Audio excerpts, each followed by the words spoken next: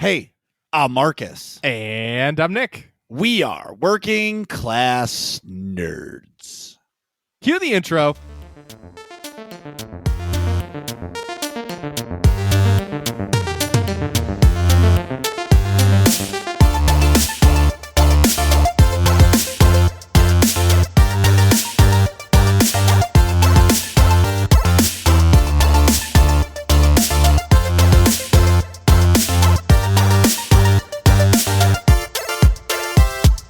That's right, we are Working Class Nerds, the podcast that gives you no information about your favorite information. Today is Thursday, August 19th, 2021, and you can find this 118 podcast on Apple Podcasts, Buzzsprout, Google Podcasts, Stitcher, Spotify, and anywhere you can find this podcast in the entire galaxy.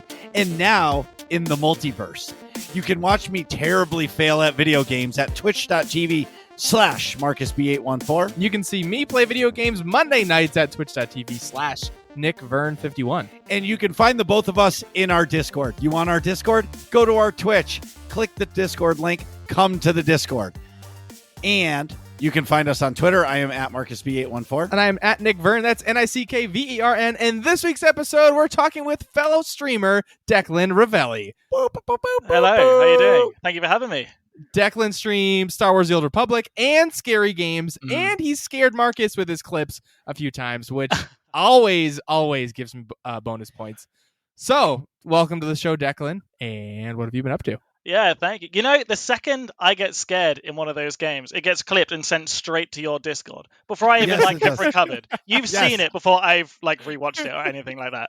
So it must have happened right as I went live, and Connor jumps in the Discord and he's like, in the stream, he's like, a link. You need to watch this right now. And I was like right now? He's like, right now. And I'm Connor hates me, I swear.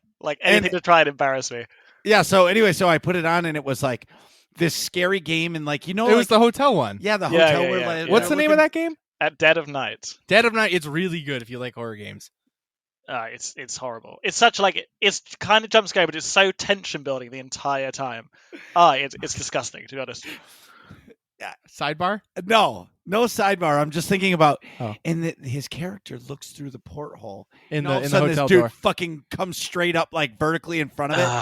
Yeah. And the music goes like, wing. Yeah, and this guy, Declan, jumps, and me, I'm streaming and I'm not even playing the fucking game. I jumped and I was like, man, fuck this game. It's not like I'm not faking those reactions. If I scream on stream like a little girl, I am screaming like a little girl. Those things are scary, and they get me every single time. I'm sitting there going, stream, it's all right. They've done all the jump scares. I know what's coming. Then it pops up, and I scream again, and my whole point's lost. Yeah, I can't do it. I can't do a horror game. The last horror game I played was Dead Space, and it took me a year to beat. I played Dead Space, yeah. Yeah, so I played one chapter a month for a year because there was 12 chapters. Because I couldn't do it. After I played it, I'd have nightmares for 2 days, and then because the necromorphs were coming, and yeah. But anyway, I don't ever play horror games, but I really like watching other people play them, on YouTube and stuff. I watched Dead of Night be played by Markiplier a few months ago. Yeah, but I really enjoy watching him that way, or the Resident Evil, the newer games. I'll watch Markiplier play those too. So I like a let's play, but if I'm the one in control, I hate it. I freak out. It's because your back gets tight. Yeah, tense. And then I think I get that creeping suspicion that someone's behind me in the room. You know what I mean? Even though I'm alone and the door's locked and all the lights are on full blast, it doesn't matter. Nick, I am behind you. Right, exactly. You just get that creepy crawly feeling. Exactly. The amount of times I've checked behind me while playing a horror game, but try to play it off as I'm just checking something random. Really, I'm checking. Is there someone behind me? Yeah, is it happening? Exactly. Well, and you're playing the horror game in the dark. Oh. Yeah, because the chat make me. I try to leave the lights on every single time. They're like, Declan, lights. I'm like, yep, okay. Fine. See, the chat should mess with you and just be like, look out behind you. They do. There's someone in the house. So you playing this horror game, was this your idea or Stream's idea? No. So I used to stream a little while ago, and horror games were kind of a thing then because, as I said, my reactions are genuine, so I think people enjoy it. So I set up, and you get points for watching the channel, right? Yeah. I did one of those, so it's 10k points. You can request a horror game, and that's basically what's happened. I regret it because I've now got 3 of them like queued up. I should have set it to 100k points. That's what I did. Yeah, I made a big mistake that I'm now paying for. So change it. Did you change it? No, I haven't changed it yet. Go into Streamlabs or whatever the fuck you're using right away tonight. Or Twitch. Right. No, you got to do it in Twitch and change it to 100K and be like, that was like the warm up. Now you guys got it. You want me to play these horror games? You guys need to spend some more time in my channel and earn that shit. I'm going to be scarred either way from the ones I've got to play. So I might as well. I watched one game. I don't know what it is. You don't get a weapon. You have to like run away. Well, Dead of Night. Outlast. I've done Outlast as well. That was hideous. Oh, one of the worst games I've ever played. Oh, Outlast is awful. You're that reporter and you get a camera and that's it. Yeah, you have to swap the camera batteries constantly. You're running out of batteries. That's it. Yeah, and there's one bit in the game where you lose your camera, so you're walking around in the dark trying to find it. Oh my god, it really is horrible. That is yes, and like, don't you lose like part of your hand or something? And yes, you do. Something. Sorry, spoilers, but like that is a rough game. I watched that. I really enjoyed watching someone else play that with all the lights on. No. Like just the fact that like as soon as Dead Space started and they were like, oh, there's a distress signal. I'm like, don't go. Other way. Turn around. Yeah, turn around and go the other way. Oh, it'll be fine. No. Call the army. Yeah, like there's a reason why they're not responding. Nobody's alive. Right. Like, what are you doing? There's no one to rescue. Hey, Isaac, why don't you get on this train and we'll talk to you from this safe zone while you go into the danger. Yeah, go tour the ship. But what I will say about it is the immersive point of a horror game is amazing. Yeah. Like Dead Space's music made the game. Like I completed it because it was that good. When you go into 0G and you have that mask on and all you hear is and like all of a sudden like you're watching your health deplete and you have to turn around and there's a necromorph like hacking your body and you're like, oh my god, and you can't hear anything. Right. Or when you have to like jump in a 0G room and like there's necromorphs floating with you. I think audio is honestly half of what makes it scary most of the time for most horror games. The clip that you saw with the jump scare at Dead of Night, it was the audio that gets you. Before you even see anything, it's the audio that makes you jump, you know? Yeah, because if you play Dead Space or Dead of Night with no sound on, it's just going to be like a normal game. Right? Yeah, absolutely. Damn. So, what was I going to say? So do you play any other games on stream other than a scary-ass game in SWTOR? I'm going to start. Stuff like Final Fantasy 14. I really enjoy that game, but I've never done it on stream. Not for any particular reason. I just, I wanted to get back into streaming properly, and SWTOR was the way to do that for me because it's a game that I've been playing a while. I'm quite comfortable with it. So I can talk to chat happily while doing something on screen that I would think would be entertaining for viewers. But I need to start branching out a little bit. So, any suggestions, I'll happily take them. I don't know what I could suggest. Marcus? No. I play one game on stream because like I like honing the community and so people don't. I mean, it's tough, right? Like, because I'm not a MMO person, which I found out. I will talk about how I found that out later, but I'm not really an MMO person. So if you're playing either like if that's your shtick, I don't really have a lot of good input for, you know what I mean? Besides Final Fantasy 14 or Star Wars: The Old Republic. Well, there's a lot of good games. Like honestly, Mortal Kombat 11's story is unbelievable. Like you don't need to actually do like the multiplayer, like competitive fights. Like the game itself, that's pretty fun. That's true. You know what I mean? The game itself, the story of it is pretty legit. Yeah. And the graphics are beautiful and the gameplay is awesome. So like that's a cool game to play. But for me, I'm a one trick pony. Well, I'm really a 2-trick pony, but I'll get to that. I never played Mortal Kombat. I was always a Tekken kid. Did you ever play Tekken? Oh, sure, I sure did. Yeah, Tekken for me was, I think it was Tekken 3 was the first one I played, and I loved that game. But yeah, it just never went to Mortal Kombat. I think my mum, as I was a kid, thought it was way too violent, so didn't let me have it. That's fair. I think everyone's parents thought Mortal Kombat was too violent. That's fair. What was I going to say? Marcus, are you looking up Tekken characters? Yeah, because I was forgetting who it was. I was legit with King. Like, you could not mess with me with King. Oh, is that the guy with the like jaguar head? Yes. Yeah. That's cool. See, my guy was the one who did like the backflip. A Law, I think he was. Law, Was it Law? yes. Yeah. I think it is Law. Yeah, and you would like up kick you and then do a backflip. Yeah, he just screamed the whole time while he was Ah! backflipping. Where's Law? Oh, martial law. Oh, it's like Martial law. yeah, it's like the it's like Bruce Lee. Bruce Lee. Yeah. Mine was Yoshimitsu. He was the boy. Oh, He had yes. a sword. You can't lose with a sword. That's true.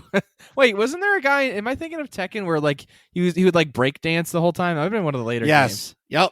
That was He had like a big afro. yes. That was cool too. Oh. I can't remember his name. Was it Eddie that done? You did like Eddie. Capoeira. Eddie. Yeah, Yes. Yeah. Exactly. Jeez. Good times. A lot of I Oh, forgot I played man. a lot of Tekken. I played that shit in the arcade. Exactly, me too. That was Damn. awesome.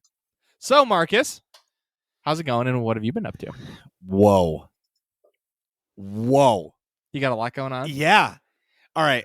I'm going to go deep and dark right away because I'm going to start with shit and end with positive. Okay. Sounds good. The Bad Batch is terrible.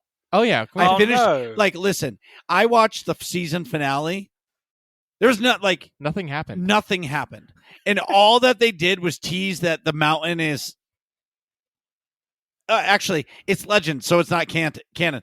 That's Mount Tantus, and they're bringing the Camino scientists to do the cloning Right. from Heir to the Empire. Like, cool. Like, you're going to make a evil Luke Skywalker or the Emperor clones or whatever, and this is how the clones happen for Rise of Skywalker, and it makes a little more sense. Okay, cool.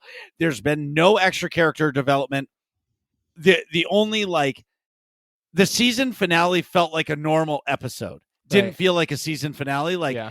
I feel like Dave Filoni was forced to make the show and stretch it out. Yeah. I feel like this was like 3 episodes and they went, you got to make it 16. And they went, oh, crap. But you Yes. still got to end at this one point. But they renewed it for. So what I'm hoping for is the second season. It's almost like Star Wars Rebels. Star Wars Rebels first season was terrible, Yeah. but the second season, it like I will say, let me defend Rebels.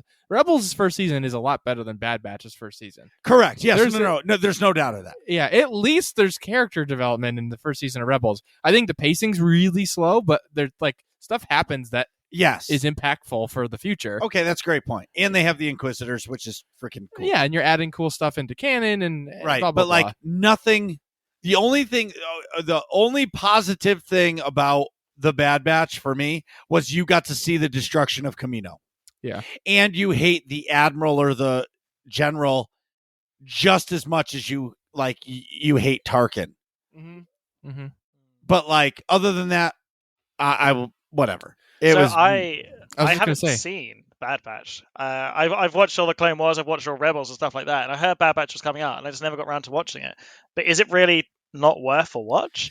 Well, here's what I would do. The first episode is honestly really good. It's like an hour and a half Yes. long. It's Mhm. basically a movie. I think that's super valuable. It shows you like Order 66 from the clone's perspective, and that's fantastic. I would Mhm. watch episodes 1, 2, 3, and then skip to 14 and 15, and you will not miss a thing. Well, that's very disappointing. I know. Yeah. Sorry to be like half spoilers, half not, but No, I mean, like, I've not heard great reviews about it anyway. So yeah, it's like it's entertaining in a very, very shallow manner. There's Right. like Marcus is saying, there's not a lot. There's basically no past episode 1. There's no character development. Like nobody changes, nobody grows, changes their opinions on things, how they act, how they don't grow as characters at all. And it's very frustrating because you want them to be.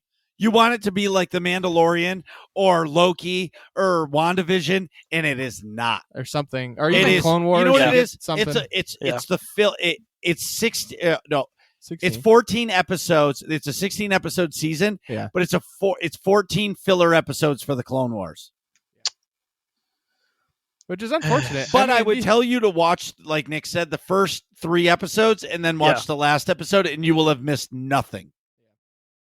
But I hope they go to the next level of storytelling. Yes. Sorry, I was coughing. Yeah.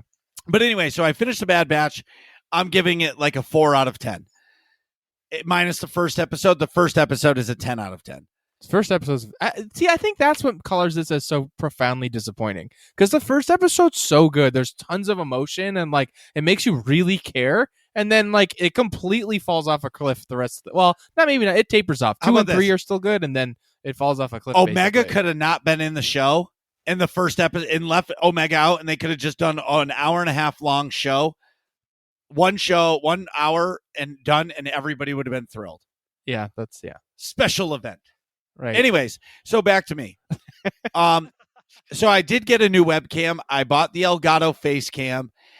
I'm really excited because my studio is just about done. Mm-hmm. The neighbors are remodeling their house, and the insulator that I know is coming there to foam the house. Oh. So he said when he comes, he's going to come foam the ceilings. Perfect.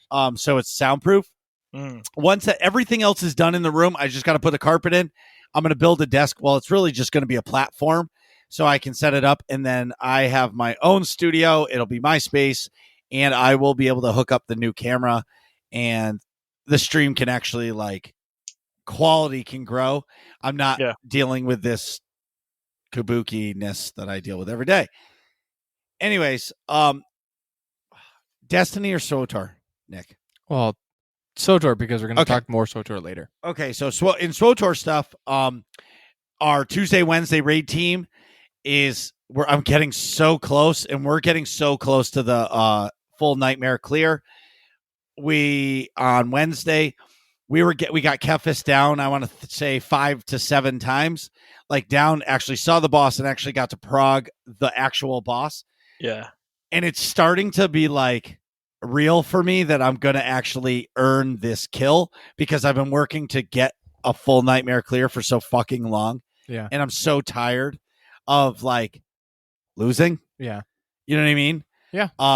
So once we beat Kefis, whenever that is, could be months from now for all I know, I will be doing a 30-day subcode and 2,400 cartel coin giveaway that night. Yeah. So nice. Yeah, I want to, you guys all watch me. I want to celebrate with you by giving you awesome shit.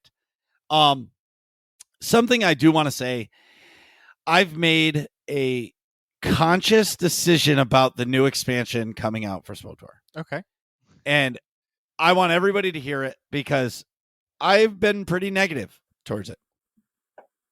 And the combat changes and them taking away abilities and all that stuff. Mm-hmm. I've got a new mindset. Let's get excited. Okay. We've been playing this game for 10 years one way, right? Yeah. Mm-hmm. Let's change it. It's going to be a new game to play. So on day one of expansion 7.0, this game will be different than what we're used to, which means all of the veteran players, myself included, yourself, Declan, Nick, anybody, it's going to be a brand new experience. We're going to be learning like it's a new game. Now, is it going to be frustrating because it's going to be out of the normal and we're not going to have some of the things that we used to have? Yeah. But why not embrace it? Why not just say, you know what? So if the game's terrible, the game ends. BioWare isn't doing this to shut the game down. They're doing this because they think it's going to make the game last for 10 years to come. But I was in stream yesterday. I was saying, well, in the expansion, I won't have a reflect. I'm going to have to learn. And I said that, and Lady Rand actually said, she goes, so you're going to have to learn how to do it like they used to do it back in the day. Run out of the circles. Mm-hmm. And for me, it really hit a spot once they said that, because during the progression of the night, we were doing a portion of the fight, and my co-tank, who I love, was saying oh, you got to tell me to when the boss does this move. And I'm thinking to myself, and I said, and I actually asked why. I felt bad afterwards. Why do you need me to do that? And he said, because I'm DPSing the boss. And my first reaction was what does that matter? that's the DPS's job. Hmm. Like, the whole point is for us to win, and like, until we know the fight like the back of our heads, and we can like navigate through it and do extra stuff, Yeah. like, that's not our job. Our job, if we can't beat the boss with the 4 DPS we have, then the team isn't good enough to clear the boss, which it is. Do I sound super salty? Yeah, you're No, I don't spicy think this. you're sorry. You're spicy this whole evening. Well, I that's think, why I was saying this point is I'm not spicy about, because I'm not mad. I'm actually excited to say that I'm finally at a point in my raiding career where I can say, look, don't complain to me if I'm not DPSing. I'm the tank. Mhm. Right? Yeah. Do your job and we win. Just like the healers, or when I do something stupid, because like I wasn't reflecting, I wasn't AoE taunting and being able to hold this huge group of trench cutters, they're like ads, in the fight. And we were taking so much damage. On the last pull, it like clicked in my brain, like the hamster ran a little bit faster and the light bulb went off. Yeah. And like afterwards, the healer was like, Marcus, I don't know what you did there, but nobody else took damage. It was the most perfect thing ever. And I was like, noted, I will never screw that up again. And all that is managing abilities, not just mashing my buttons. Whatever's lit up, just hitting it just so I can do it. Actually managing the buttons to know what moves are coming next, to be able to save the moves that I need for the moments that you need them. That is like the perfect example of progression. You learning that one little bit and making it easier for someone else and getting further in the fight. Like that's like a rewarding moment, I think, as a tank. Because I'm a tank player as well. When you realize something like that and you know how to do that and you're like, I will not make that mistake again. And because of that, I've just made this fight easier. That's that's so cool, I think. That's awesome. Well, it's amazing for me. That's very satisfying. Yes. And like, I think I relieved the other tank as well, because he was like, oh shit, all right. And then the next pull, it was one of our best pulls of the night. And it progressively got better, because like, let's worry about our jobs, because if we're dead, we don't win. So let's everybody just stop, focus up what we need to do, and let's do this. Like, we're going to win this. And when we win it, I feel like it's going to be such an accomplishment for the team that then we can move on to the next nightmare operation. And we're all going to feel better about ourselves. And once you beat an Apex boss or the last boss, I feel like you're just that much better. Yeah. Mm-hmm. Yeah, that's awesome. Oh, wow, that felt good. Going back to what you said before about the changes coming up, I've received from my chat the same kind of negative attitude towards it. The general opinion is that because they're removing abilities or making you choose between them, and you're going to have less overall abilities, it'll make the game easier. Because maybe rotations will be simpler, or it's not a case of which defensive do I use in this situation, because you have a more limited choice, you know? Wait. Hey, you're here. Can I just give you a suggestion on what to tell BioWare? Or tell your chat? Yeah. BioWare has a very hard time balancing anything. Oh, so guess what? Yeah. The content is still going to be hard. They're going to scale it. But sometimes it's very hard for them to balance a paper bag, let alone a nightmare operation. Like day one, don't plan on going in a nightmare op, because it's going to be impossible. It's going to take them months to be able to scale nightmare ops to the new changes. I am agreeing with you. This is what I think too. People are of the impression that less abilities mean easier, but if you don't have as many options or different ways of doing things, and you have to do it a more specific way, that's going to be harder. So these nim ops that all these players that have been doing for years can do it with their eyes closed now are going to have to learn the fight again. That, from a point of a developer, is an amazing change. Making old content enjoyable again. I don't see anything wrong with that kind of change. Well, right. So, but what I'm trying to do is I'm done being negative, because everybody's being negative, but let's be positive. Let's just say, look, everybody wants change. Everybody wants new stuff. This is going to be a new way to play the game. Mm-hmm. And Kogus actually said it to me. He goes, Marcus, when explosive conflict first came out, there was no reflect. There was no mad dash on a tank, on a jug tank. There was no enraged defense or whatever their move was. I don't know what it was, but there was none of that. So the healers had to do more healer stuff. and we had to do, and you had to do more tank stuff to mitigate damage and like move out of stuff and like really focus on that. And now there isn't that. So it's almost like they're going back to the old ways, but people are so used to the same abilities over and over and over again. And they're so used to cheesing mechanics. It could actually be hard again. Yeah. I can't wait. I can't wait to see it. Like, I'm going into this with a completely open mind. I hear people saying already, I'm not going to play when 7.0 hits. But why? Why wouldn't you try it out and see if you like it rather than just going, I'm not going to play it because it's not the game that I'm currently playing, Yeah, I think a lot of people might not play on day 1, day 2, day 3, week 3, week 4. But at the end of the day, there's no other Star Wars Online video game, right? Yeah. Battlefront 2 is dead. I mean, people are playing it, but there's no like new content. Yeah. And so this is the only Star Wars Online game. People are going to come back to it because they're going to want their sniper rifle, or they're going to want their blasters, or they're going to want a lightsaber. It's just, I hate to say it, that's pretty much how it is. Mm-hmm. Yeah. Anyway, so I'm turning on the hype for, like, I'm not hype all the time, but for 7.0, I'm going hype. For the record, you are definitely hype. Yeah, I've seen your streams. You're always hype. It's what degree of hype? So Nick is sitting next to me. I'm like that all the time. Yeah, 100%. That doesn't, like, when I wake up in the morning, that's how I am. Well, we've traveled together for cantinas and paintball and different things, but for reference, we're cousins in real life. I don't know if you knew that.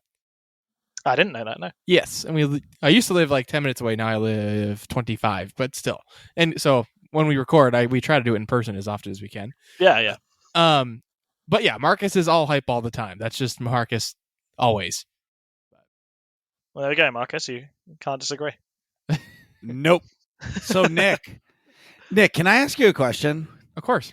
What's it like to be an affiliate? It's fucking awesome. Congratulations, by the way. Thank you. It's really satisfying. It feels like you made it, I know it's an accomplishment. It's not like terribly difficult, but it is difficult. You know what I mean? It is difficult. You have to really try. Like, you can't make affiliate without like actually putting in effort to stream.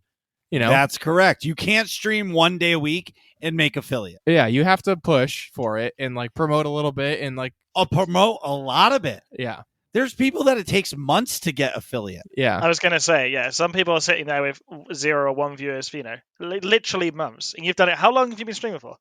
A couple weeks, probably 3 weeks, something like that. That's I crazy. got affiliate after 2 weeks, pretty much.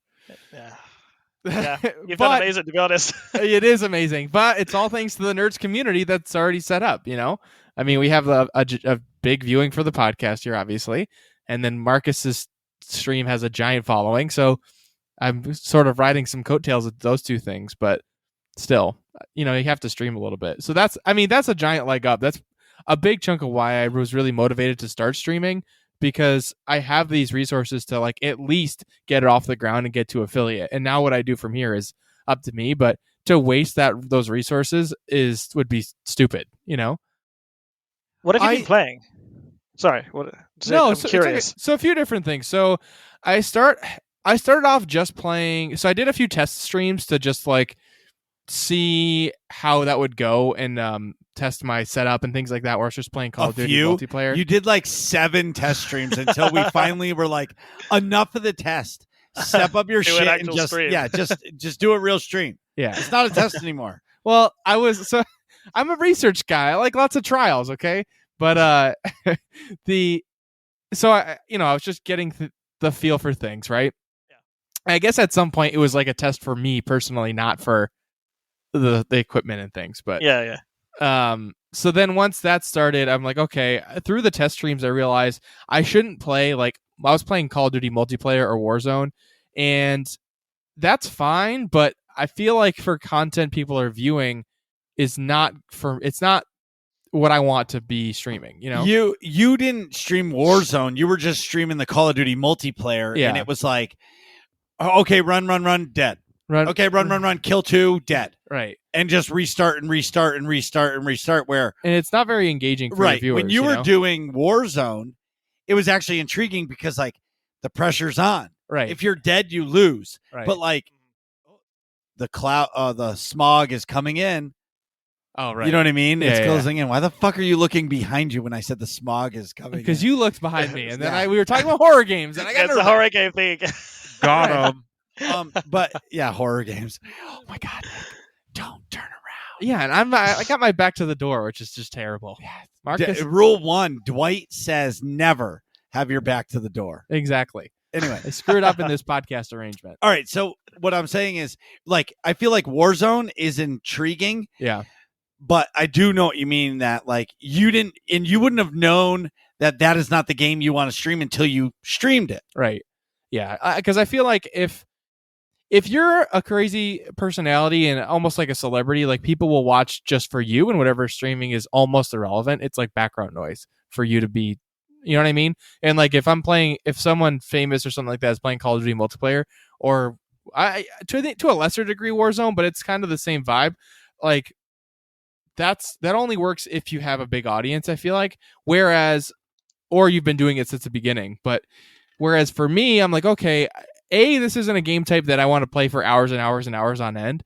B, if I play something that's more story-based content, I think that's way more engaging for a viewer to like follow along the story with me and then also engage me in the chat. And it's like the two sort of complement each other better. So for that reason, I'm like, okay, on Monday nights, I'm doing story content. And then once I was like officially streaming, I'm like, Mondays are story content no matter what. And I started with Fallout New Vegas just because it was something I was familiar with, and Marcus hated it.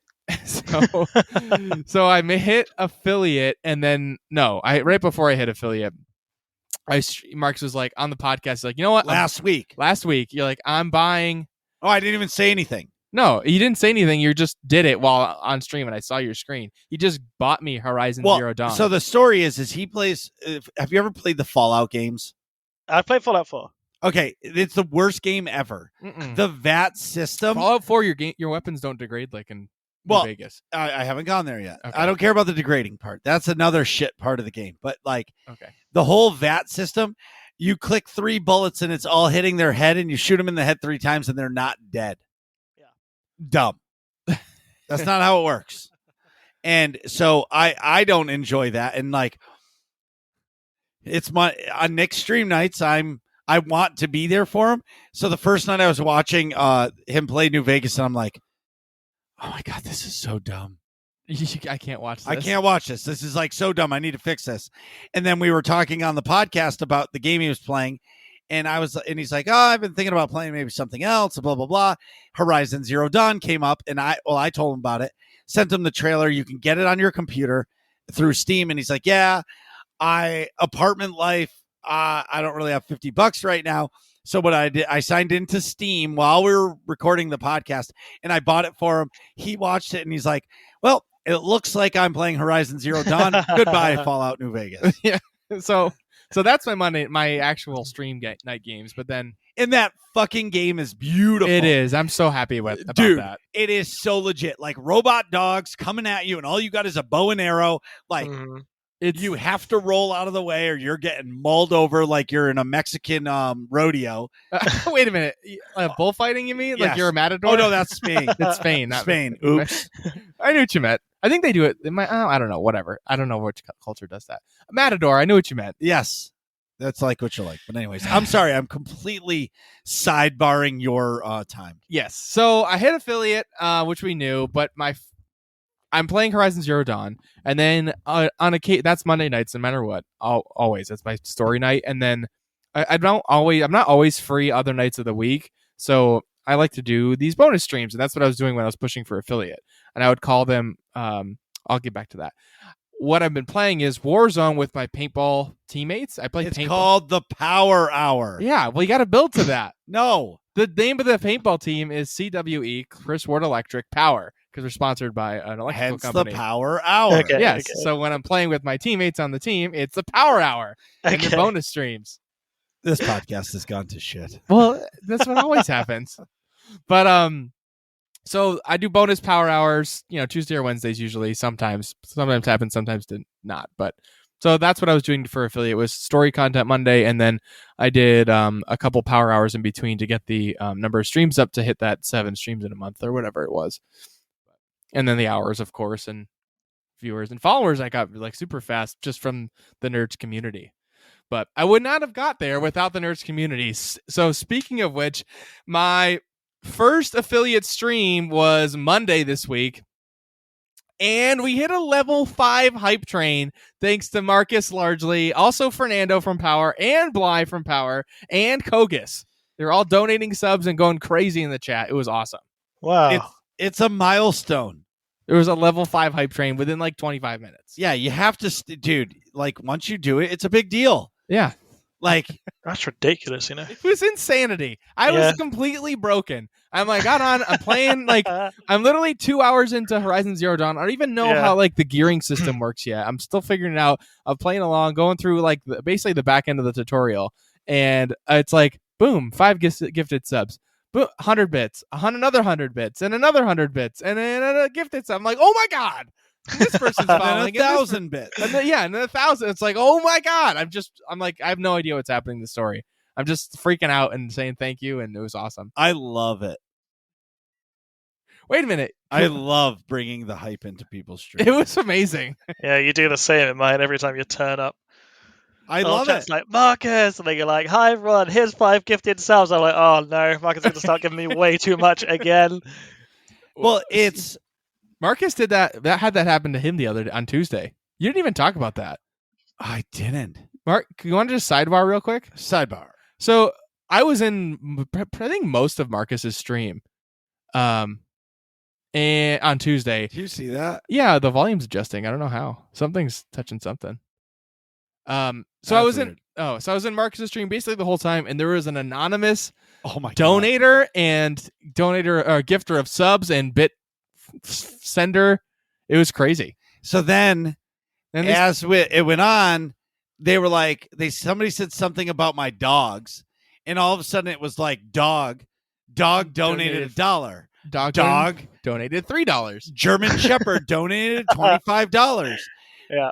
The dog has spoken. And then the last dono of the night, it was for $1. It was from German Shepherd, and the name the name of it was Dog Sent Game Mail. And it was $1. Oh no. So the next day, like, I checked my mailbox, but it takes like an hour because it was the end of my stream. Yeah. The next day I checked, there was 50 million credits in my thing and the Kowakian monkey lizard. Wow. But like, I don't know who this person is. Yeah. What was their tune name that you got sent from? German Shepherd Dog. Wow. Well, in the game, that was it. Yeah. In the game. In SWTOR. So they probably either created a level 1 character, just named it that. Yeah. Or just so they could send coincidence. Or it's or they paid to change the name of their character to German Shepherd Dog. Yeah.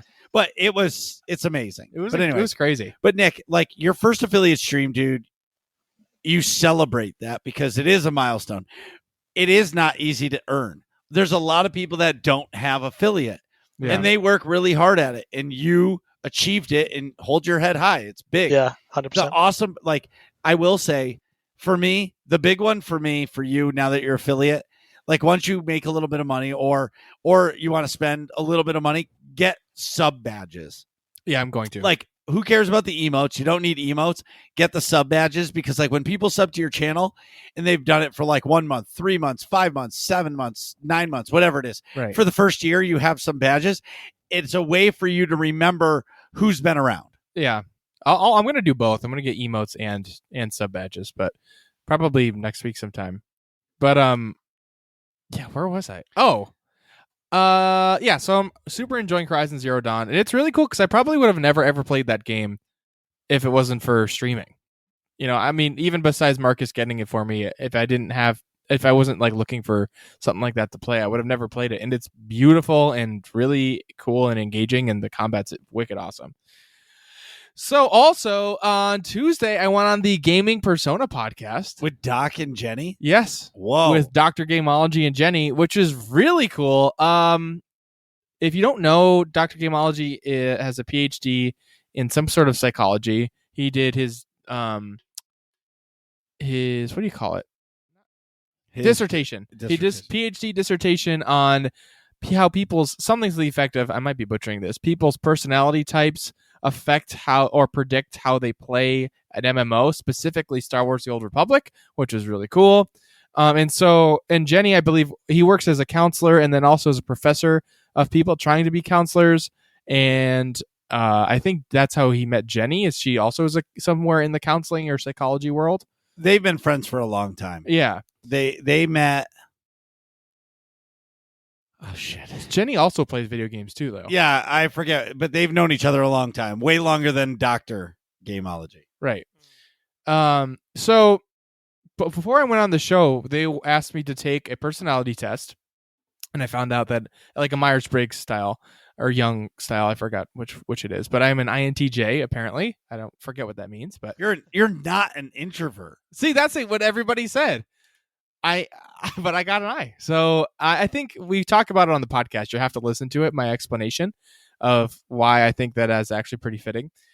But and then also a personality test and a gaming motivation test, and it asks you like what aspects of games you like enjoy and how much you enjoy this or that, and it like shows you what type of gamer you are and what motivates you, and that was really interesting. And then we talked about how like my personality type and or gaming motivation sort of make sense with what types of games I enjoy playing, and then talk about Doc's and Jenny's like personality types and gaming motivations and how they're super different, and we got like each other's perspectives on things, and it was a really cool conversation, and it was almost like therapy. It was fun. Check it out. That'll be out next week. I'll post it all over the Discord and the socials. I can't wait. That sounds really interesting. Yeah, I think they're going to do a series where they're interviewing lots of different people in, you know, their gaming circle of friends. Yeah. To pick them apart like that, because it was really cool to like break it down and be like, oh, because you like this, you probably enjoy this portion of games, and I'm like, yeah. And then it was funny. Doc kept bringing these things up that like you probably hate this, and this, and I'm like, oh my god, you're right. Yes, I do. I really do hate those things. I never realized it until you said that. But so one last thing for me, the Call of Duty Vanguard cinematic trailer came out today. There's a teaser that was terrible. I thought that was like a terrible piece of media. But then the cinematic trailer came out today, and it is epic. If you don't know, Call of Duty Vanguard is set once again in World War II. This is made by Sledgehammer Games, the same studio that made Call of Duty World War II. And honestly, World War II I was not a big fan of at all. So I'm hoping Sledgehammer has learned some and gets redemption for themselves. But it's going to be set in all different conflicts as per usual. Sledgehammer is doing the campaign and multiplayer, and then Infinity Ward is designing the zombies mode, which is cool. So I am typically a Treyarch Call of Duty guy. I like the Black Ops series. I really loved Cold War, how that feels, that engine and all that. But based on this trailer, this looks super duper fun. I still think Battlefield 2042 is going to be the game to play, like going forward. But still, this looks really cool. Also, I'm definitely going to play it. Maybe I'll play the campaign on stream. That could be fun. Anywho, that's all for me. So, I'm just watching this. So, World at War was the last World War II Call of Duty? No, World War II. Oh, the one before that, World at War, I loved. World at War that was a long time ago. Then I think in order it was Call of Duty World War II, and then they did Call of Duty Modern Warfare, and then Cold War, and now Vanguard is returning to World War II. It's the same studio that made World War II. I didn't love World War II. I mean, it was fine, but I thought it was... It was made by Sledgehammer Games. Yeah, it was a little dry, but... It was terrible. Yeah.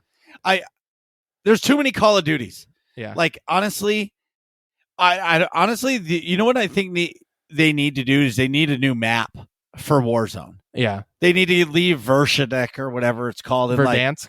Or whatever it is. And make a new map. Yeah. If they did that, then the game, I would enjoy that. Yeah. You know what I mean? Uh-huh. But I don't play the campaigns. Like, I think I played not Modern Warfare. What was the one? Maybe it was Modern Warfare. Yeah, you played Modern Warfare. I played Modern Warfare's campaign, and it was, honestly, it felt like a Call of Duty from 2010. Right. Like, campaign. Oh, follow the yellow dot. Yeah. Like, if they Either get rid of the campaign and focus on Warzone and the multiplayer, or do an open world campaign. Yeah, something a little more substantial. But yeah. Anyway, it's kind of a one foot in one foot in the other type of thing. Correct. So do we have any SWTOR news? Yeah, so today they came up with Daniel Stats, system designer, gave us some information on Galactic Season 2. So Galactic Season 1 is ending in October.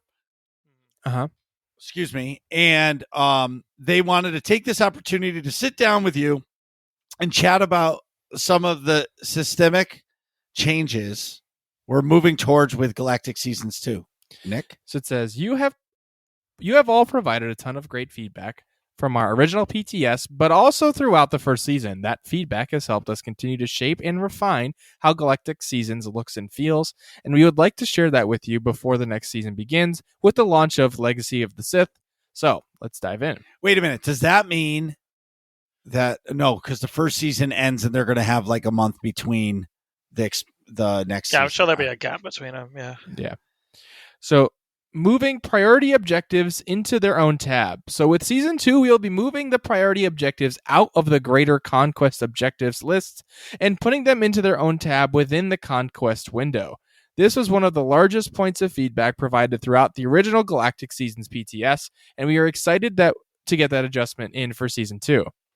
When opening the Conquest window, you will see two tabs, one for Conquest objectives and a second for priority objectives. By clicking on the priority objectives window, players will be able to see the list of priority objectives they have available to them, and how many they have completed, and which or how many they still have available to complete. So they also have changes to priority objectives.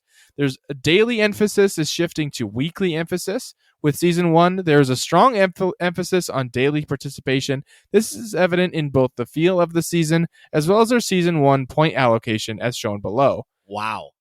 So the percent... That's a big change. The percent of total Galactic points for Season 1 was login 11% for subscribers or 8% for free players.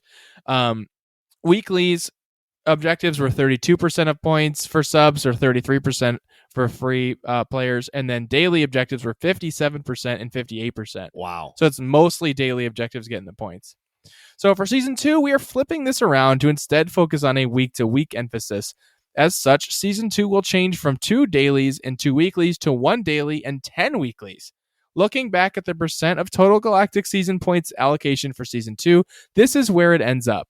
So they're aiming for 9% and 5% for Season 2, and then for login points, 74%, basically 75%, 10%. I'll summarize it. Essentially, they want it to be about 10% of the points coming from just logging in, 75% from your weekly objectives, and about 15 to 20% for your daily objectives. I think that's pretty cool. 74, 76, 16, 19. But yes. Yeah. So our goals with this philosophy change is to ease the stress of daily participation and the feeling of missing out if you simply cannot log in for that specific day or series of days, and to more closely align with the login rewards philosophy of at your own pace. So players all provide more time to plan their Galactic Seasons week, both for themselves and for their friends. Priority objectives are no longer randomized. So by moving off the day-to-day and into the week-to-week philosophy for Galactic Seasons, we are also removing the randomized granting of priority objectives. All players will be given the same 10 weekly priority objectives for the week, which will change from week to week. We hope this provides a clearer map for players to plan out their week when they want to attack each priority objective, and how to, with or without their friends. Can I just say that's the biggest change to me? That is so awesome. Many times where my mates are playing are going, oh, we've got to do Ravagers for the weekly. You want to join? I'm like, well, I've got to do 3 Galactic Starfighter missions. Don't worry, I'll just re-roll it. Oh, now I've got 2 Warzones to do. I guess you guys go have fun while I do my thing, That for me that's the change I wanted. That's great. Yeah, this is We're going to deep dive into this. Keep going. This sounds much more fun. So you can also choose any 7 weekly structure. Whoa. To give a larger net of flexibility in priority objective options, players will only need to complete 7 out of the 10 weekly priority objectives. Once a player has completed their chosen 7 weekly priority objectives, the other 3 will then become locked out for the remainder of the week. We want to provide players a way to earn as many Galactic season points as possible each week while being able to participate in objectives they find the most appealing. Whoa. That's awesome. Yeah, good. Talk about play the way you want to. Daily priority objective is simply to earn conquest. So as mentioned above, there will only be one daily priority objective, which will be simply consist of, quote, earn personal conquest experience. Our goal is to give players the flexibility to continue playing Star Wars The Old Republic however they wish to on a day-to-day basis while still making progress in the season. In a later post, we will go into a few more details as to what the Season 2 priority objectives may look like. In the meantime, we would love to hear your initial thoughts on the proposed changes coming to Season 2 before we move into broader testing in a later PTS phase. Thanks again for your continued feedback. Sincerely, David Stats. So immediately, this is fantastic. So if you guys remember when Galactic Seasons was announced and they wanted us, they announced it and they made the emphasis on daily logins, I was like, I'm out. Yeah, that's why you purchased the skip ahead. Yeah, right? day one, I finished the Galactic season. I just paid the cartel coin. See you later. It's over. Game over. Where this is really intriguing for me is everybody is going to have the same goals or priority objectives. Like you said, Deck, if you have Dread Fortress, so do I. Yeah. Let's go do it. Exactly. Or like we have 2 war zones. Let's go do it. Yep. Where everybody always had different things. And our mandatory fun night, shout out to B. Kavanaugh, he really made our mandatory fun nights, that's our weekly guild night, awesome because everybody had different priority objectives and it was really hard to set a goal. Now with this change, they're going to be able to set a goal and say, this is what we're going to do, and everybody's going to achieve their points. I may get involved in this season. Yeah. And actually do it. But what I'm curious of is play your way is a very specific thing for me. If I can log in every week and just do operations and earn my season pass, I'm in. But if I have to log in and do GSF, it's not going to happen. Right. It's not going to happen. Or a ranked PvP match or even just PvP in SWTOR, I'm not going to do it. Like if I was running with both of you guys, I would do it. But other than that, I have zero interest in that. Yeah, exactly. That is not the way I play. I get why they've done stuff like, one of them is going kill 75 NPCs on Alderaan. And I get that because, why not use that planet? It's a whole planet. Do something with it. But no one wants to go and do that, right? There's no other reason to go back to that planet, though, apart from Datacrons or Battlemaster or something like that, both of which are great. But I don't want to spend, the few hours I get maybe after work going to Alderaan and sitting there farming NPCs waiting for them to respawn, I love these changes. That's great. And I'm the same as you, Marcus. I will get involved in it this season because I did the first week last time and I got bored and I stopped and I didn't touch it again. Yeah, so I'm excited. I'm really excited. These changes I feel like they heard us and they're changing it. And it's going to, believe it or not, it's going to make the game more fun. There's been a lot of times where I've heard the word, I feel stressed because I didn't get my daily objective done today. And I don't feel like that makes it fun. That's not fun for me at all. And yeah, hats off. I'm not upset about this. It seems pretty awesome. I'm pumped for it. Yeah. Frankly. Yeah. There are several days where I get home from work late and I'd pop on, I'll just do my conquest thing or whatever it's called. And it's it's Galactic Starfighter, which I personally don't enjoy, and I'm just log off again. I don't want to do that. The fact that we're getting to choose the way we play and play with friends as well is exactly what an MMO should be. It's a game to play with your friends. So I can't fault this change. I think it's great. Me frickin' too. So, in AIE news, Tuesdays are our mandatory fun night for the guild, which involves mandatory fun but not mandatory attendance. That runs from 9. What? it's where the fun is mandatory. I stuttered and tried to recover. Okay, Listen, it's where the fun. It's where the fun is mandatory, but attendance is not. I'll just go in the Wayback Machine. So Tuesdays are our mandatory fun guild night where the fun is mandatory, but the attendance is not. Those run from 9 p.m. to 11 p.m. Eastern Standard Time, and we switch from the fun and exciting and awesome and epic Imperial side to the boring sunshine, rainbows, ponies, and sweat instead of blood Republic side. Where you don't kill all the enemies, you just befriend them and they go to nappy time. Yes, and this past Tuesday, they did a pet hunt, which I don't know when the last time they did this, but I know there was like 23 people that joined in and they hunted down pets and everybody achieved 3 different pets, which that's a cool event. Like, I'm not a pet collector, but like I would go do that. If I wasn't raiding, I would totally go do that. Yeah. That is awesome. It sounds really fun. So did you know, Nick, Fridays are the place to be in AIE? They are? Yes. Wait, what do we do? So all kinds of stuff? Yes. So the first Friday of the month, they do Master Mode Flashpoints. The second Friday of every month is hard mode training. This past week, I took the team and we went to Gods from the Machine. Unfortunately, we didn't have 8 people, so we just did the story mode version. But I made sure I made it as hard as possible to win, but we still achieved the win. The third Friday of every month, we do achievements, which we hunt out all those achievements that's easier to get when you're with friends. Wait. And what's the fourth Friday night? I think I know this one. Is that 4 Fridays? It's 4. Do you know what that sounds like? No. It's Friday, and it's Mega, the monthly Epic Guild activity, where we'll sell you the whole seat, but you only need the edge. It's Mega. Well, that was amazing. I wasn't expecting it, but that was amazing.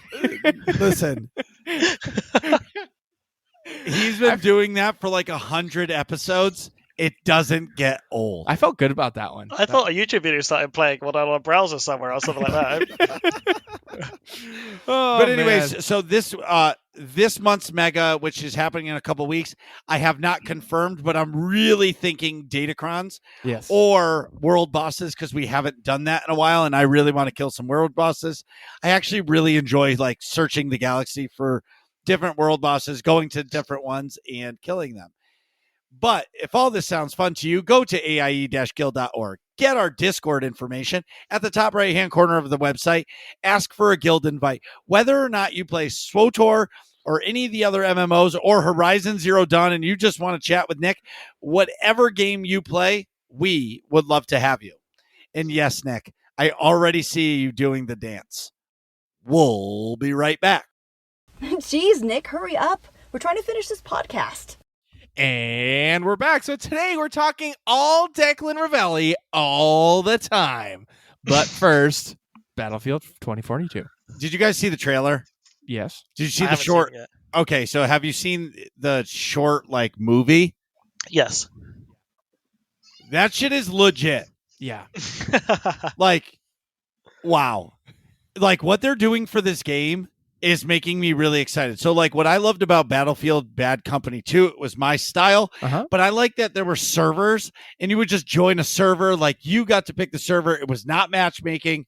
Like you found the server list and you went into the game. And people being able to host their own servers. That means you can have grenades only. You know what I mean? Or like rocket launchers only or whatever. Rocket launchers only or whatever it is. And that I liked because once you find servers you like, you end up playing with those people more and more. Right. Something that they've announced since then, this is going to be a live service game. They're going to be coming out with new specialists in the seasons, kind of like Rainbow Siege does the operators. Yeah. How freaking cool is that? That's awesome. The other thing is the portal mode is basically you're going to get to make your own games any way you want it to be. So basically, you're going to be able to create your own campaigns if you want. If you want all World War II characters, like 100 World War II characters versus 10 Battlefield 2042 characters and 2 tanks, you can do that.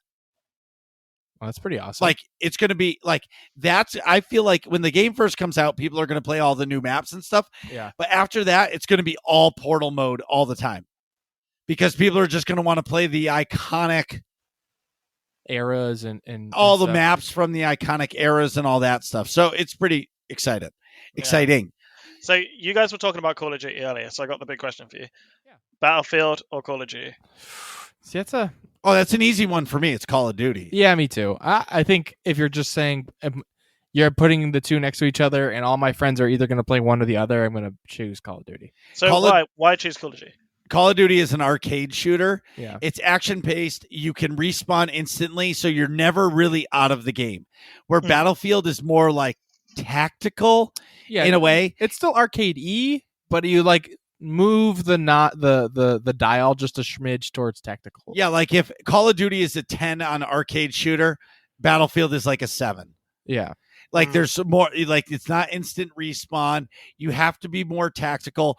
The respawns, like you're either Take some time. Yeah, you're either respawning on one of your squad mates, or you're respawning way at the beginning of the map. Yeah. That's and true. you have to run right back in. I'm not a big fan of like vehicles and airplanes and helicopters that you can fly and do. I just want to play team deathmatch or like a conquest system where you go capture some points and you move to the next one. Yeah. That's why I like Call of Duty, because it's action packed and the flow of Call of Duty feels really good. Their games still look like they're from 1989, but the gameplay, I'll give them 2012. Okay, 2012. But like their gameplay is fantastic. Yeah. Like their gun mechanics, in my opinion, are great. Where Battlefield is just beautiful, but it's more of a tactical game. I feel like they scratch different itches. Right. It's not quite apples and oranges, but it's like red oranges to green apple. Red apples to green apples. You're not really getting the same experience. And you know what I mean? It's not really what you're looking for going into that. Right. If that makes sense. It does. What's your? Oh, go ahead, Marcus. No, go ahead. I was gonna say, Declan. What do you think? Which do you prefer? I've played a lot more Battlefield. I did not enjoy Battlefield 5. I felt that was just all vehicles. Yeah. It may have been the certain map I was playing or whatever, but I just know that all the memories I have of that game was me getting destroyed by vehicles before being able to do anything. Battlefield 1, I really enjoyed. Battlefield 4 was really good. But the Call of Duty game that I most recently played, it might have been, please forgive me if I'm wrong, Modern Warfare 3 or something, where you could just slide everywhere. It was so quick, like action-packed. I can't not like that game, you know? Yeah. There was always something happening. You were sliding around corners. It was a case of who could shoot first, you know? Right. I really enjoyed that game, and I didn't think I would because I never played Call of Duty before. I was always playing Battlefield. And I played that game, and I was like, I get why people enjoy it. I really do. So you guys saying Call of Duty does not surprise me whatsoever. Battlefield feels slower paced, like you said, more tactical, you know?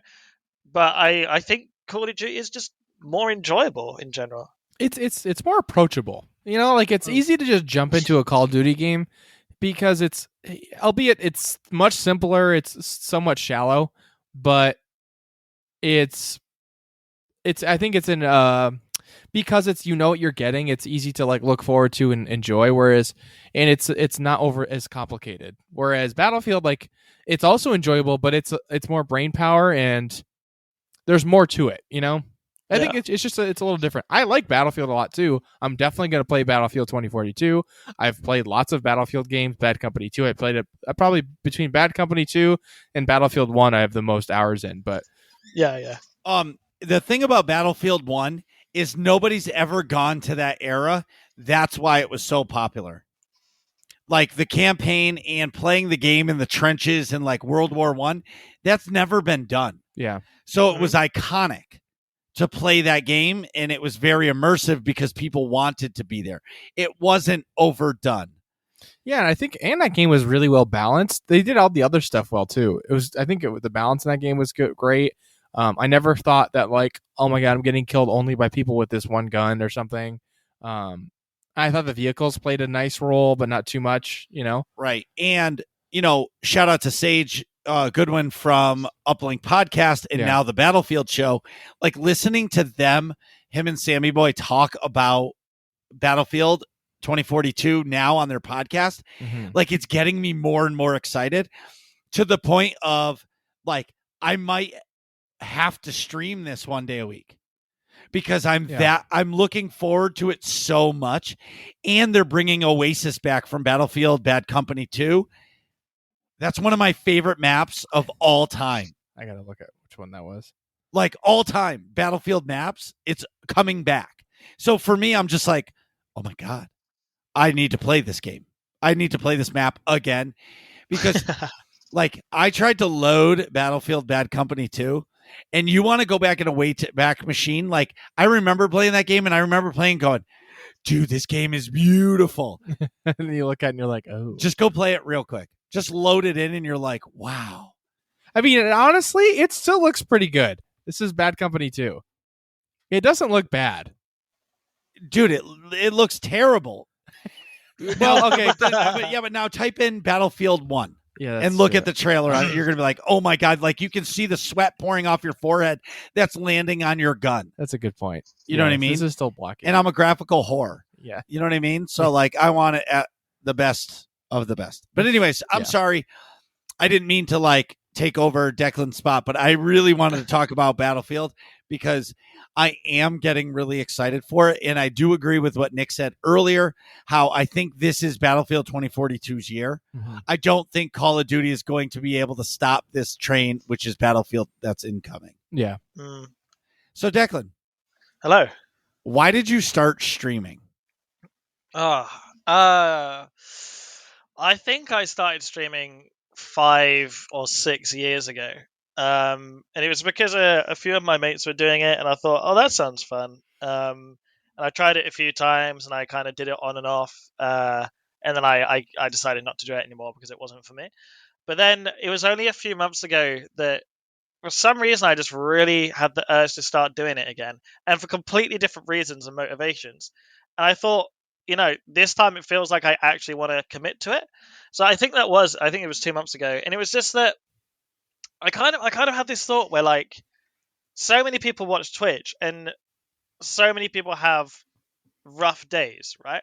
Me being, I'm a restaurant manager, so there's so many days where you've just had a rough day and you come home, and I thought if I could be that person where people come home, turn on their PC, turn on the stream, and can smile at someone else acting like an idiot or doing something stupid on stream and make their day a little bit better, why shouldn't I do that? That was just my thought behind it. And for me, because that's such a motivating thought, thinking, I've got to stream 3-4 days this week, it's not a chore. It's like a pleasure to do. And that's why I started, and that's why I'm still going,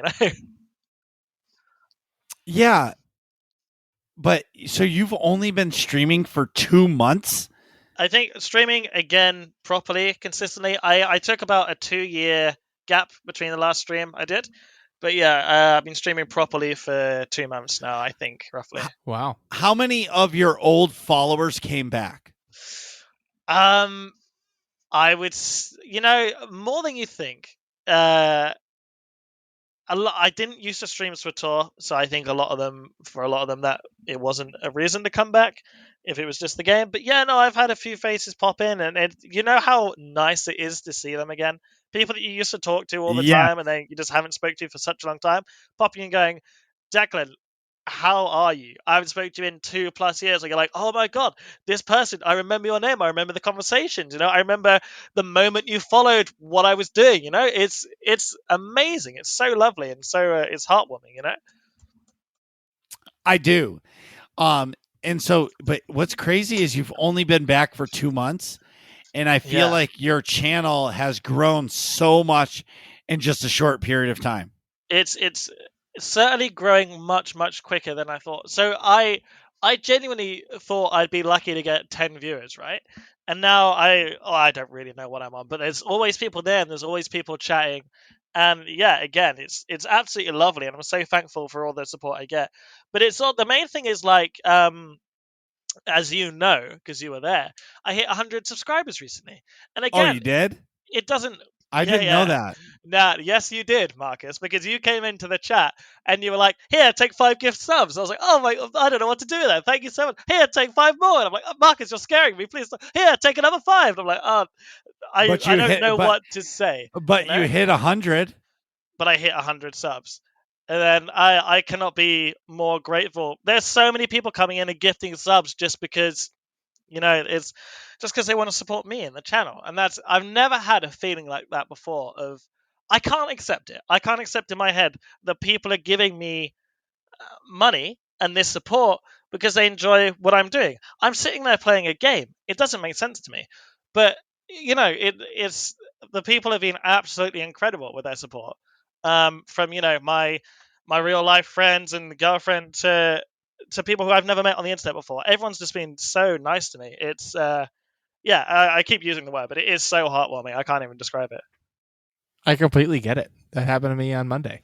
So as you were dude, yeah, as you were saying this, the smile on Nick's face, because he knows the feeling, and I Yeah. do too. But like, I was just watching Nick's face, and like, It is. It's heartwarming. yes, It's like you can't believe people are so nice It's and like absolutely lovely. care yeah. about you. You know? Yeah, like I don't know. There's always people popping in to say hi, and whether they stay for the 8 or so hours, or whether they just come in and go, "Hey, I wanted to show my face." I literally have people come in and go, "Hey, I just wanted to show my face. I'm putting your stream on a low volume in the background because I want to up your viewer number, but I'm not going to watch right now." And I'm like, "Dude, like, that's so kind of you. I don't expect that or anything like that, but it's just what people are doing. The support has been unbelievable. I can't, undescribable." yes, and I'm with you. Yeah. I Yeah. get it. That's why Like, when people come into my stream, I go bananas because there's like, I appreciate every single person. I remember my first stream ever. It was Nick and I on stream just talking back and forth like we were doing the podcast, but he wasn't talking. He was typing text in the chat to me. And it was just us two. For like 2 And hours now, or and whatever now it was. Yeah. when people come in, that's why I go crazy, because I appreciate them so much. Like when somebody is chatting in my channel, that means so much. Oh, They don't yeah. realize that like Yeah, the chat is what makes the stream amazing. Otherwise, you're sitting there just talking to yourself. And, I'm more than happy for people to lurk and watch. When people are communicating with you and giving you a bit of back and forth, whether it's banter or talking about a certain topic, it's great. Like, I love watching your streams, Marcus, because you genuinely are, I know we said it earlier, but hyped about everything, from people just coming in and, someone donates 1 bit and you're like, 1 bit, thank you so much. It's like, oh, it's so nice to see. And I haven't caught your stream, Nick, yet, but like, seriously, well done for becoming an affiliate. I'm so glad that you've experienced that feeling that me and Marcus both have. It's great. Can I tell you something? Go on. Whether it's a hello, 1 bit, resubbing, anything, follow, a prime, a follow, prime mhm. sub, a follow, that person actively chose to do a good deed for your channel, whatever it is, whether it's monetary or just conversation or just choosing to follow. That means so much, because they are actively saying, I want to follow this person, or I would like to be involved in this person's stream today. That means so much, whether it's 1 bit or 50 million bits or just a, hey, how's it going? That shit means something. Mm-hmm. Yeah, it really is lovely. And there's so many people that I know are just lurking, because I check the viewer list every now and then. I like to see who's there. And there are loads of people who, are so, that most of the time they're there. They don't say anything. They just sit there and watch, But like, it's still that the fact that they're there and supporting you, even without saying anything, I'm sure you agree. It's still just, it's amazing. It really is. I'll tell you a quick story, and then I there's a question that I'm dying for Nick to ask you. There was a person that was in my stream in the beginning all the time. Mm-hmm. all the time. And now I never have the viewer count list up, of like the viewers up. I shut it off because I don't care. Yeah, but occasionally I'll check who's in the chat. And this one person was in the chat every single stream. Yeah. Like every time I looked at the list, this person was there. After like months, they were just there. I finally DM'd the person and said, can I just say thank you? Yeah. Because I know you're there and I notice you, and I'll never call you out on stream for being in a lurk, because clearly if you don't want to talk, you don't want to talk, and I'm not trying to blow up anybody's spot. But like, thank you for being there. It means a lot. You know what I mean? Yeah. Because they don't realize that shit does mean something. So, that being said, what is your favorite game of all time? Oh, that's a big question. You can give like a Mount Rushmore, top few. So, have you heard of Smite? Yes. Yeah. So I have played, I think it's nearly 7,000 hours of Smite. Whoa! Yeah, it's a lot, and it's not good. It's like a drug addiction. You know, it's not good for you, but you keep going back, kind of thing. But like I have played so much of that game. I used to be completely in love with that game. Like every day, 12 hours, I could do it easy. Like I'm just happy killing people in that game. You know, I was on teams. I'd stream it. That game was my life at a certain point. But developers made a few mistakes. It got not very good. I obviously wanted to try and support it as much as I can. It was my favorite game, but it's in the state it's in now, and it is what it is. SWTOR, like, I dread to think how many hours I have in that game. I've been playing it for 6 years, I think. So it's got to be several thousand also. Oh, probably. Yeah, definitely. Probably more than Smite, to be honest. But I think my all-time favorites, maybe the original KOTOR games. KOTOR 2 was like the first ever Star Wars game I ever played, because I saw my uncle playing it once. And I was like, oh, Mum, can I have this game? And she went, okay, fine. And I played it, and I loved it. And I played it through maybe 20 times. Wow. KOTOR was like my childhood game, Mm-hmm. So that I think I'll have to give it to KOTOR on that one. What about you guys? What's your favorite games? Ooh, that's a good question. Marcus, you first or me first? You can go first. So it's tough. My favorite game series is probably, well, it's definitely the Fallout series. My favorite type of game is a single player action RPG. So like Fallout 3, 4, New Vegas, Skyrim I've played probably close to 1,000 hours of. Yeah. I also really liked like Spider-Man PS4 I loved a lot. I like the Middle Earth series of games for that. Oh yeah. Shadow of Mordor and Shadow of War. Yeah. Things of that nature, but my favorite's probably Fallout New Vegas or Skyrim, or the ones I have the most hours in. I think New Vegas I probably had. I know I had like 400 hours on Xbox 360, and then another 500 or so on the PC, and then a couple hours streaming. But that was a new playthrough, so I don't count that. Yeah, probably one of those two. Yeah. Plus Call of Duties, but that's like the side game. It's the side hoe. It's the side chick. Yeah. Yeah. I always like to do like I'm a 2-game person similar to Marcus, so I always like a single player action RPG and then like a arcadey shooter, whether it's Battlefield or Call of Duty. I like to have like that on the side, or something simple like FIFA, or I used to play a lot of Guitar Hero too back in the day. Those all kind of like fulfill the same itch, like simple, shallow fulfillment type of games, and then like something you sink your teeth into a little bit more. Yeah. God of War, also single player action RPG. Oh, I never played it. Apparently, it was amazing. Oh the footage my I God. saw, it looked incredible. It is. If you find a cheap PS4, it might be worth it, frankly. Or Really? just wait, it's coming to Steam. Oh, if it comes to Steam, is it? If it comes to Steam, I will play that on stream. I might have to copy it. It's really good. That was probably one of my. You know what? That's probably one of my favorite games of all time. I wish I had played more of it. Honestly, I almost 100%ed that. Like, I think my first playthrough, I ended up with like 80 something. 80. And then like obviously you got to go back and do all the. Did you play stuff, Fallen Order? Anyone here? I did play Fallen Order. What do you think of Fallen Order? I loved it. That's I thought right it was in my alley. Great game, like incredible game that one. Oh my God, yeah. Talk about beautiful. I What about you, enjoyed Marcus? it. So I enjoyed Fallen Order. The combat system, like the whole like Dark Souls style combat, isn't really my favorite kind of combat. Yeah. Yeah. Like the block and parry and all that stuff. Like the combat was great. I loved it. The fact that I got to go to my favorite planet in Star Wars and like spend some serious time there and then fall in love with the hottest Star Wars character ever created, the Night Sister. Like Uh-huh. it was for me. But my favorite game of all time is Castlevania Symphony of the Night. But I really loved Mass Effect 2. Like, loved that game. I like that. But yeah. I would say my favorite game, like just straight up my favorite game, has to be Star Wars: The Old Republic. I've found myself again. Like I was like, I've always been a nerd, right? Straight up nerd. But like I lost myself throughout my life, and like SWTOR made me find myself again.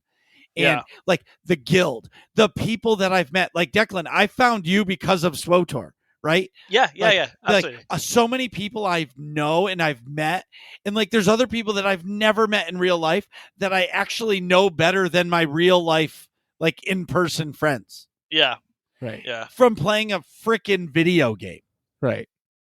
and then you get to meet these people. Like Nick and I went out to dinner with Chimeri. He's another streamer, one of our favorite people in the world. Oh yeah. Like we had dinner with him, and it was like having a conversation, and it's just like surreal that like that character that's on screen or on Twitch is an actual real life person. Yeah. Right. So, And, like- sorry, go on. No. I was just gonna say it's just like if I met you, it would be the same thing. Oh, absolutely, 100%. Yeah, I was going to say, it was 5 years ago when I started raiding against SWTOR, and someone I was in the raid team with at the time, he's called Vevas. If he listens to this, hey, well done you. I'm talking about you. He was just an ordinary guy, and then from this time period, this 5 years, he's met someone. He's got kids now. He's a dad. He's working a new job. He's got a new place. And I've known him throughout that entire period, and I still know him now. I still raid with him now, and it's just like a mate that I've had all my life, Yes. and that's because of SWTOR.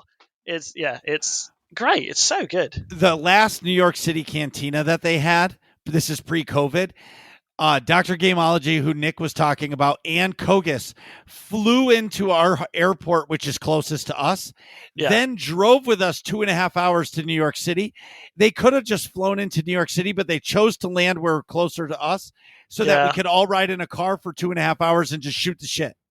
It was really fun. It was awesome. Yeah. But that's what it's about.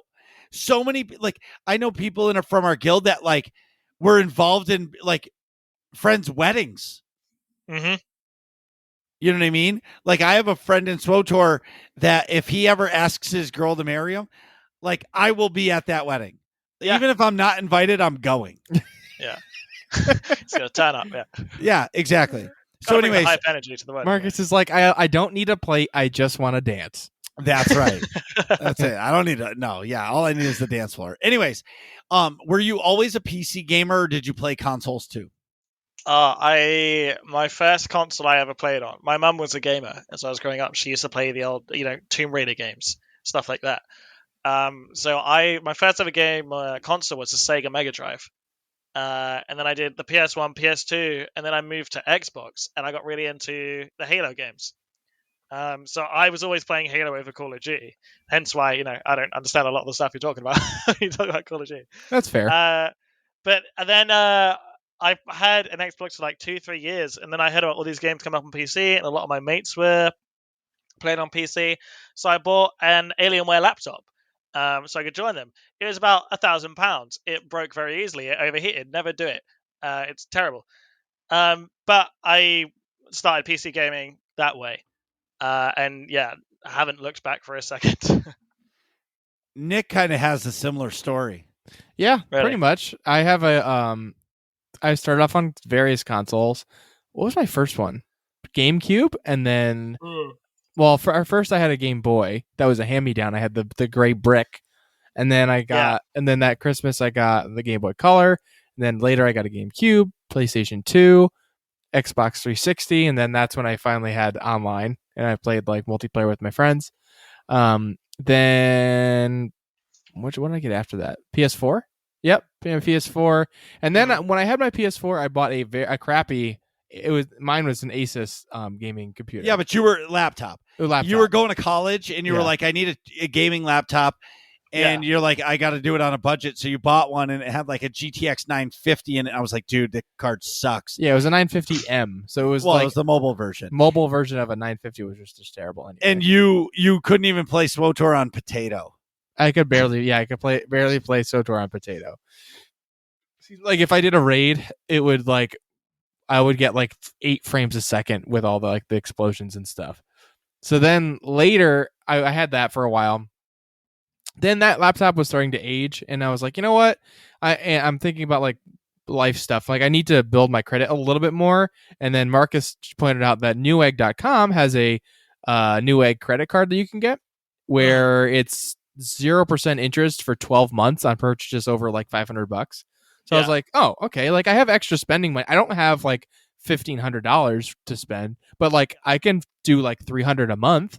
Yeah. And like pay this off in like 4 months, and it's basically free money, a free loan. So I did. I got that credit card, paid it, bought a nicer gaming laptop. What does this have in it? A 2060, I think. Yeah.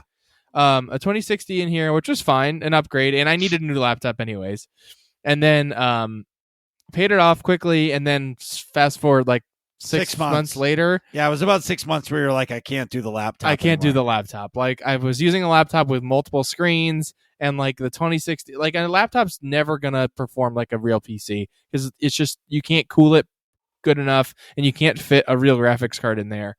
I was like, okay, I have this credit card, and like now that I'm like paid off of a big purchase, like my limit increased, and like okay, I got a new job, I get paid a little bit more. I'm like, I'm gonna just do it. Like I'm gonna invest in a real gaming rig, and this was like in January of this year. When like you couldn't get graphics cards unless you bought a pre-built. So I did. I bought a pre-built with a 3080 in it. I was so mad at you. Because I had a lot nicer card than Marcus. He since corrected that. But but yeah, I think I have an i7 in there, like 10th gen, whatever. Well, like a really nice computer. It was like over $2,000. Yeah, your computer's awesome. It's really nice. Like I'm really proud of it, and I've almost have it paid off. I have like $500 left. Perfect. But so that's, and you know, it's 0% interest for a year, so it's awesome. But same story basically is like progress to a crappy laptop, realize that's not the way, and then move to PC. Now I've not looked back. It's awesome. Okay. So, go ahead, Nick. Oh, I was going to ask the next question. Oh, go ahead. So everybody on the show has to answer this, and it's interesting to hear everybody's different answers. Okay, I'm ready. Yep. Who is your favorite Star Wars character? And why? Yes, that's the key part. Take your time. Chew on it a little bit. Okay, it's a big question. I'm going to need a moment. Okay. If you'd like me to go first, I can. You know what? No, go for it. I'll you think can't. about That's no, true. You'll Not allowed influence that? decisions. Nope, That's this is true. all yours. If you need to, sir, how about this? No, you know what? I've got it. Are you sure? It's usually like they I've got think this. about it for a sec, Nick, but they all know in the back of their head who their favorite is. I've instantly, I just needed to admit to myself. Ahsoka Tano. There you go. It's a great answer. That's my answer, and it's not even close. I think a second would be Anakin. That's a very vanilla answer, but That's I not love vanilla. But why Ahsoka? She's just a bit badass, really, isn't she? She's, you watch her grow up through the Clone Wars. You see her in Rebels Return. You're like, oh my god, it's Ahsoka Tano, she's back. And then she appears in Mandalorian, and now she's getting her own series. Like, I just love that they didn't overdo her. They made her story great. When I was watching the Clone Wars finale, I was all about what she was doing and her whole story, and I loved it. Like, I've gone back and watched that since. For me, she's just such an entertaining character. The way she left the Jedi Order, the way she helps the Mandalorian, the way she did, all these things that she does that you don't really see anywhere else in Star Wars. She's just a very different character. And the fact that she was a kid when you start watching the Clone Wars, it's just, to me, it's the perfect character for me in Star Wars. And Love her. Awesome. Totally get it.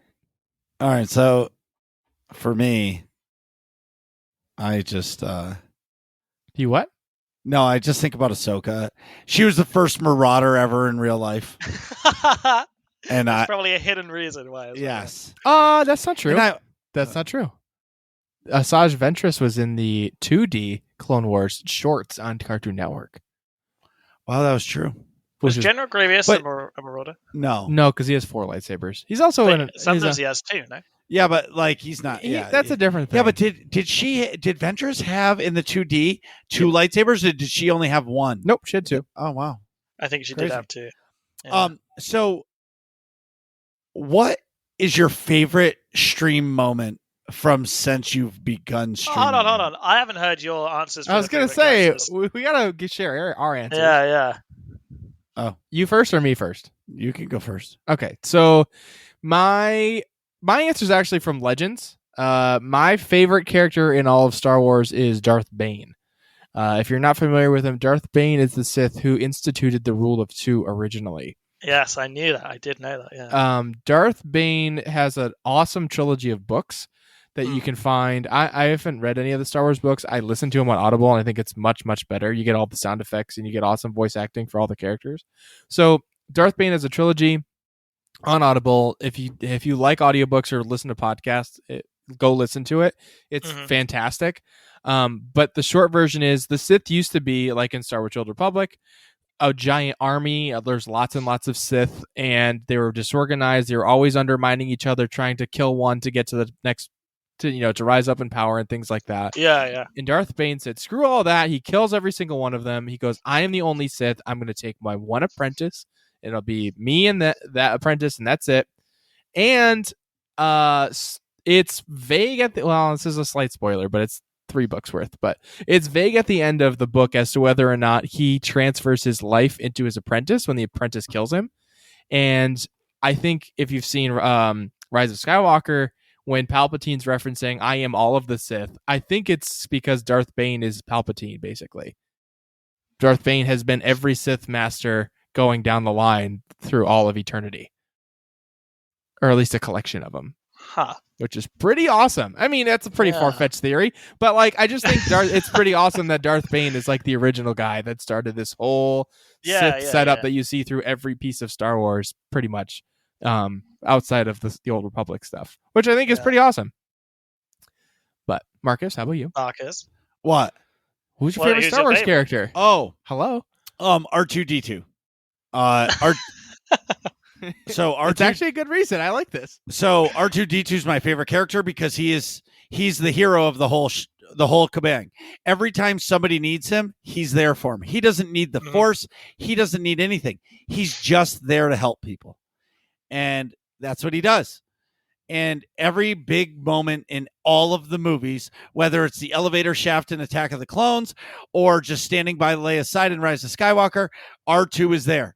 Or carrying the Death Star plans for Leia, all the above, R2 is always there. He's an unsung hero with Star Wars. Yeah. He's my favorite character. Like, hands down, there's nobody better. Yeah. And I think that's, and I really believe that it follows it almost, for me, like R2 is like a piece of me. Like, I'm the same way. Like, I'm always willing to help somebody. I always want to be there for somebody or help anybody or just be there when somebody needs you. And I guess that's just who I am. So what is your favorite stream moment so far?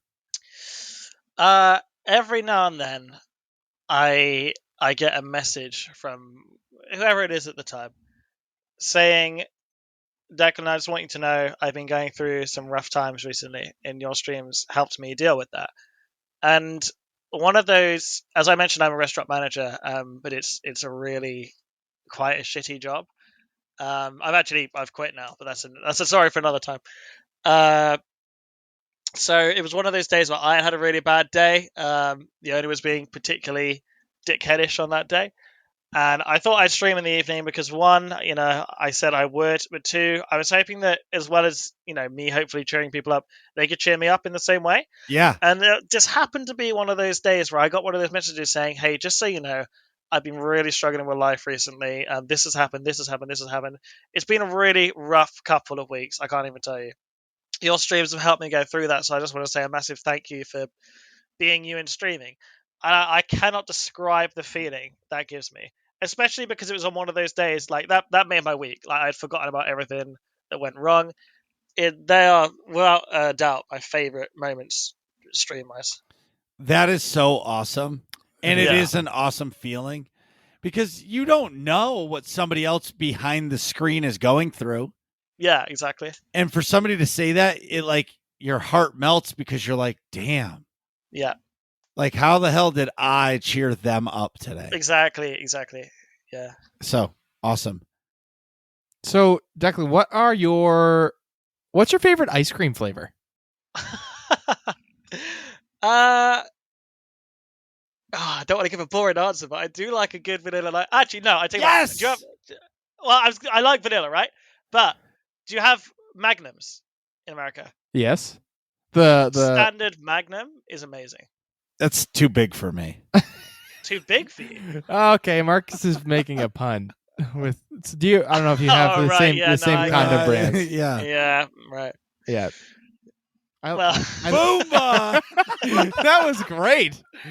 Anyway. No, we do have Magnums. If you don't know what we're talking about, those are like ice creams on a stick that you can get in a grocery store. They're vanilla ice cream with a hard chocolate coating on the outside. yeah, it's the vanilla inside. That's right. You bite off all the chocolate coating first, then you eat the vanilla. Oh, that's fair. Beautiful. Mwah. Are you a type of person? Do you have Pop-Tarts? No. No. Oh, okay. It's just in America. That's a garbage piece of breakfast food for kids. But I was gonna say, Pop-Tarts. are you a Pop-Tart person where like you eat all the crust and then the middle part? Yes. Pop- See, that's what I do too. Or like if you Yeah, because the crust is the shittiest part. You need that over with so then you can indulge on the best part. Pop-Tarts. right. Oh. Are they like biscuits? Yeah, they're terrible. Fucking biscuits. They're like he says. styrofoam with sugar frosting in the middle. No, but biscuits in the UK don't really. That's more like a cookie, basically what we would call it. Kinda. It's different. A It's not biscuit? like we think. Like when biscuit over here would be like the fluffy piece of bread, like in Southern food. They're not. They don't know what Southern food It's is. hang on. It's a scone or a scone. Basic, yeah, but it's like a horrible processed scone, basically. Okay. They're good because like you eat them when you're a kid and it's nostalgic and terrible. You know what I mean? Like I know exactly what you mean. Yeah, but anyways, those are Pop-Tarts. So, do you have any goals for your channel? Oh God, I don't know. I honestly didn't have a goal anyway. It was things that started happening at an amazing, alarming rate. I guess the obvious one is to try and become a partner. That'd be super cool, but it's a long way off. I think you've got to have an average of 80 viewers or something, and that's one of many steps. But to be a partnered streamer on Twitch, then being able to reach more people because of that, because a partner streamer, let's see what they do. And then hopefully, make more people smile, make more people happy. Like, I guess that is the goal on Twitch. That is a long-term goal, though, but that is obviously something I want to work towards. Awesome. Declan, Yeah. so where can people find you? Well, I am on, obviously, Twitch. It's Twitch TV/Declan Ravelli, spelled DECLAN RAVELLI. It's a long name. I'm sorry, I wasn't very creative. I just named it my name. But yeah, that's where I'll be most of the time. What days do you stream? So at the moment, I'm doing Monday, Wednesday, Friday for SWTOR raids with my raid team. I'm doing Saturday for a bit of a mixture and horror games, and then a few bonus streams throughout the week as and when I've got time. So yeah, you have to follow the channel to catch those. Awesome. Well, thanks so much for coming on the show. No, thank you for having me. It's actually been so fun, and I'm honored you invited me on. What are you guys talking about in here? Find out next episode of Working Class Nerds.